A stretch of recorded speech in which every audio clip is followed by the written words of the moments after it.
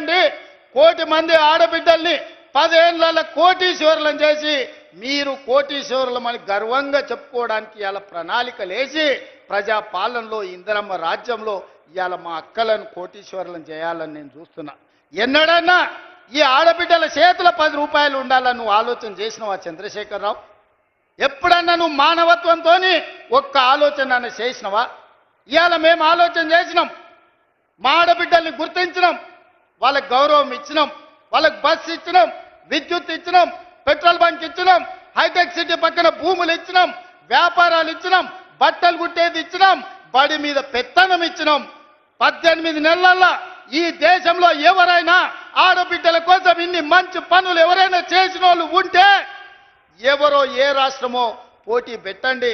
తెలంగాణ రాష్ట్రం నుంచి మా సీతక్కను, మా కొండా సురేఖను, మా సోదరిమణులను పంపిస్తా, వాళ్ళతో చర్చ చేయండి.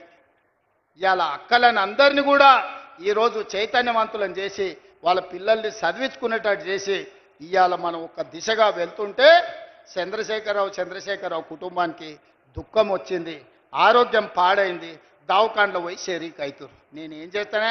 నీ కడుపు నుండే విషం పెట్టుకుంటే నేనేం చేస్తా? డాక్టర్లు కోసి తీసి విషం తీసి బయట వేస్తారు, అంతేనా? కడుపులో విషం ఉంటే డాక్టర్ ఏం చేస్తాడు? దవాఖానకు పోతే కోసి విషం తీసి బయట వేస్తాడు. కడుపులో కంతి అయితే ఏం చేస్తారు అక్క? దవాఖానకు పోతే మనకు తెలుసు కదా, ఊర్లలో కడుపులో గడ్డ అయింది అనుకో, ఆ గడ్డ కోసి తీసి బయట వేస్తారు. మీ కడుపులో విషం నింపుకుంటే ఏం చేస్తారు? దవాఖానకు పోతే కోసి బయట వేస్తారు. ఇవాళ కడుపు నిండా విషం పెట్టుకొని మా ఆడబిడ్డల అభ్యున్నతి మీద ఇవాళ దుఃఖం గురించి మాట్లాడుతారు. ఇక నిరుద్యోగ యువకులు ఆనాడు అగ్గికి ఆవుతైన వాళ్ళు కొందరు, ఉరి కొయ్యలకు వేలాడి ఉరేసుకున్న వాళ్ళు ఇంకొందరు, రైలుకు ఎదురేగి ప్రాణ త్యాగాలు చేసిన వాళ్ళు ఇంకొందరు. తెలంగాణ ఉద్యమంలో ఉస్మానియా కాకతీయ యూనివర్సిటీల విద్యార్థులు వీరులై ఆకాశానికి ఎగిరినరు, తారలై ఆకాశంలో మెరిసినరు తెలంగాణ రాష్ట్రం కోసం. వాళ్ళు కొట్లాడిందే కొలువుల కోసం. 2 లక్షల కొలువులు ఖాళీలు ఉంటే ఆ కొలువులు నింపలే. నీ బిడ్డ ఎంపీ కొడిపోతే ఎంబడే ఎమ్మెల్సీ ఇచ్చినావు. నీ చుట్టం వినోద్రావును బండకేసి కొట్టే ఎంబడే ప్రభుత్వంలో ఇంకొక క్యాబినెట్ ర్యాంకు పదవి ఇచ్చినావు. నీ కొడుకుకు మంత్రి ఇచ్చినావు, నీ అల్లునికి మంత్రి ఇచ్చినావు, నీ సడ్డకుని కొడుకుకి రాజ్యసభ ఇచ్చినావు, నీ ఇంటి నిండా కొలువులు ఇచ్చుకున్నావు. కానీ మా చదువుకున్న పేదోళ్ళ పిల్లలకు ఎక్కడైనా కొలువులు ఇచ్చినవా? ప్రజాపాలన ఇందిరమ్మ రాజ్యంలో మొదటి సంవత్సరంలోనే 60,000 ప్రభుత్వ ఉద్యోగాలు నేనిచ్చిన.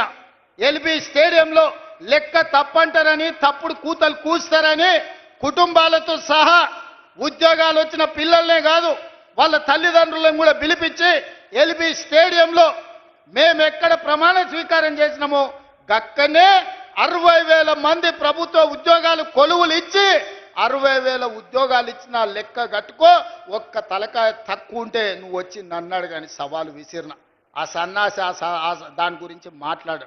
ఇప్పుడు కూడా నేను చెప్తున్నా, 2.5 సంవత్సరాలు పూర్తి చేసుకునే లోపల మా పరిపాలన 2.5 సంవత్సరాలు పూర్తి చేసుకునే లోపల ఇంకా 40,000 ఉద్యోగాలు ఇచ్చి మొదటి అర్ధ భాగంలో 1,00,000 ప్రభుత్వ కొలువులు ఇచ్చి దేశానికే ఆదర్శంగా నిలబడి తెలంగాణ మోడల్ అంటే ఇదిరా, తెలంగాణ రాష్ట్రంలో నిరుద్యోగులను ఆదుకునే సోదరుడు ఉన్నాడు, ప్రభుత్వ కొలువులు వస్తాయి, చదువుకున్న పిల్లలకు వాళ్ళ కులాలు చేపలు పట్టుడు చెప్పులు గుట్టుడు కాదు, వాళ్ళు ప్రభుత్వ కొలువులు చేస్తే వాళ్ళ తల్లిదండ్రుల జీవితాలు మారుతాయి.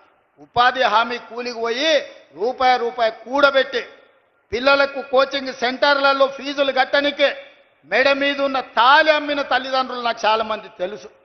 వాళ్ళ కష్టాలు తీరాలని, వాళ్ళ పిల్లలు పీజీలు పిహెచ్డీలు చదవాలని, డాక్టర్లు లాయర్లు కావాలని, తమ జీవితాలలో వెలుగు రావాలని కోట్లాది మంది పేదలు గ్రామాలలో కలలు అన్నారు. అందుకే ఆ పిల్లల కోసం సర్కారు కొలువుల కోసం ఎదురు చూడకుండా ఎంబడెంబడే నోటిఫికేషన్లు ఇచ్చి ఈరోజు ఉద్యోగాలు ఇస్తున్నాం. మధ్యలో కొంత ఆలస్యమైంది, ఎందుకంటే మా దామన్న సుప్రీంకోర్టు నుంచి ఆర్డర్ తెచ్చిండు. మాదిగ ఉపకులాల వర్గీకరణ జరగాలని సుప్రీంకోర్టు ఆదేశం ఇచ్చింది. నేను నోటిఫికేషన్లు ఇస్తే సమాజానికి నష్టం జరుగుతుందని మా సంపత్ కుమార్ చెప్పిండు. అయితే ఇది అమలు చేసి నోటిఫికేషన్ ఇస్తా, 6 నెలలు ఆలస్యమైంది, మా మాదిగ సోదరులకు న్యాయం చేస్తా అని చెప్పి చట్టం చేసి ఇవాళ 1000 కొలువులు మళ్ళా నోటిఫికేషన్లు ఇవ్వడానికి ముందుకు వచ్చినాం. 2.5 సంవత్సరాలు తీరే లోపల 1,00,000 కొలువులు ఇచ్చే బాధ్యత మా ప్రజాపాలనది, మా వేదిక మీద ఉన్న ఎమ్మెల్యేలది, మంత్రులదని నేను ఇవాళ చెప్పదలుచుకున్నా. ఇవాళ అదే కాదు, ఇవాళ ఈ చక్రోలు గ్రామానికి వచ్చినా అంటే యంగ్ ఇండియా ఇంటిగ్రేటెడ్ స్కూల్ అక్క స్కూల్లో బడికి సున్నమేనికే 2 లక్షలు ఇచ్చినోడు లేడు. కానీ ఈ కొల్లాపురి అడవి ప్రాంతంలో ఉన్న మా సోదరులు చదువుకోవాలి, ఈ దేశానికే తలమానికంగా మారాలని 200 కోట్ల రూపాయలతోని 25 ఎకరాలలో ఇవాళ యంగ్ ఇండియా ఇంటిగ్రేటెడ్ స్కూల్ ఈడ ప్రారంభించుకున్నాం. ఈ సభ జరిగిన ప్రాంగణంలోనే రేపు పాఠశాల కట్టబోతున్నాం.